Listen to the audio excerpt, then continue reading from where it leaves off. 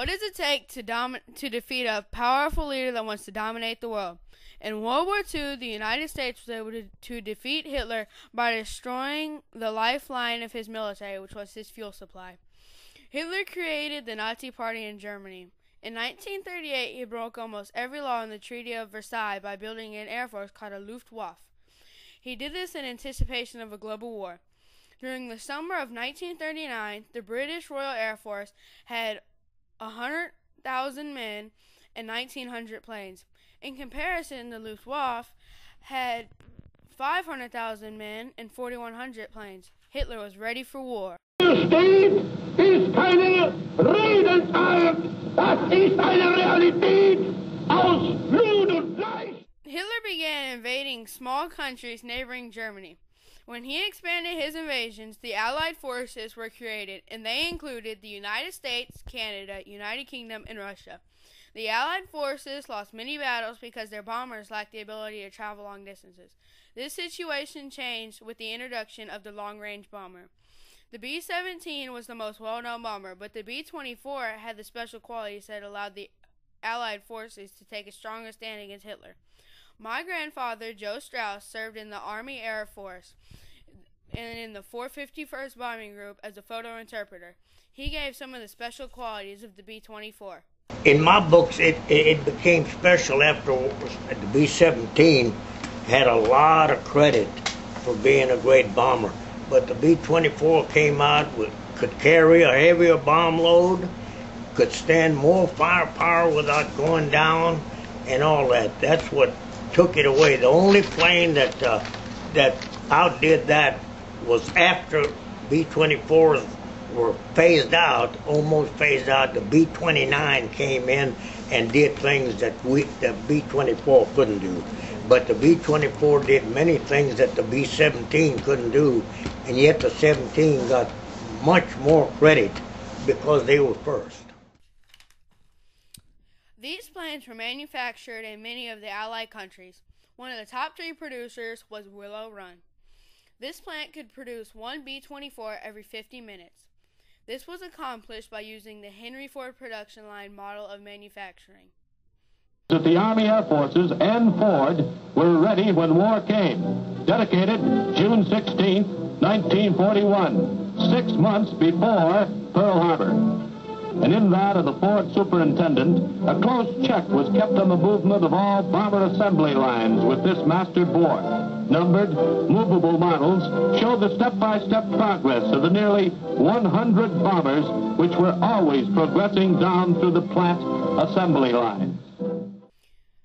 The plane was assembled in 6 major sections. Since the function of the B-24 was a bomber, it had a wingspan of 110 feet, and under each wing was mounted one 4,000-pound bomb. It also carried 5 800-pound bombs in the body of the plane. To be a long-range bomber, it had a maximum speed of 300 miles per hour and a flight ceiling of 30,000 feet, and also a range of 5,000 miles. More B-24 aircrafts were made than any other plane during World War II. The B-24 was used to take a major stand against Hitler during the Battle of Ploesti. Battle of Ploesti was one of the toughest battles that was ever flown by our group or by any other group. It was Hitler's #1 supply for fuel for his planes and his cars and everything else. I understand Ploesti produced about 70% of all the fuel that was used there.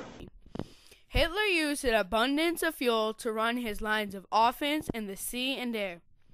70% of his petrochemical production was in the oil fields of Ploesti, Romania. The missions were assigned to various bombing groups, one of which was the 451st Group, to which my grandfather was assigned. This bombing group completed 245 missions during World War II. 4 of these were Ploesti, but many other missions were to other oil fields in Austria, Italy, Germany, Poland, and Czechoslovakia. During the summer of 1943, the Allied forces planned raids on Ploesti. The first missions were minimally successful, but not all the targets were destroyed, even though we lost 41 B-24s during the attacks. Hitler's fierce counterattack on our planes was the anti-aircraft guns that shot flak into the air.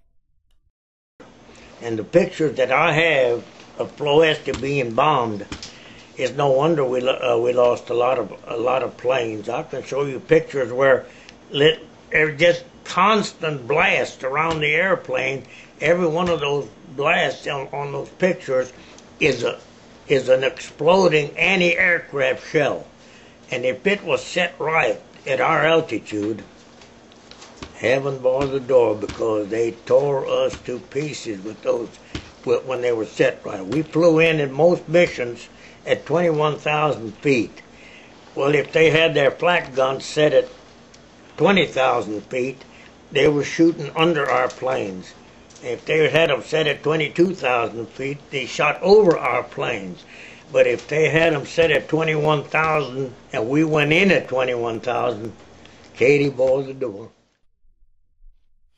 These assaults were very intense, but not accurate. After the first Ploesti mission, Hitler's oil production was weakened, but not severely damaged. A second series of attacks were planned for Ploesti. Since the British Air Force usually flew at night, the American missions usually occurred during the day. In the early morning hours of July 1944, members of the 451st Bombing Group readied for their mission. Hundreds of B-24s flew from Italy and Libya to drop 56 tons of bombs on the targets.